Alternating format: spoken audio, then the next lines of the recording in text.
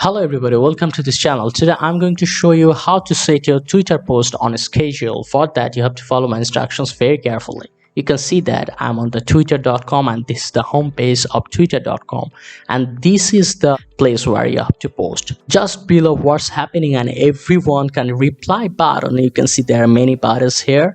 So this is our desired button. You can see it's written schedule. Click on this button.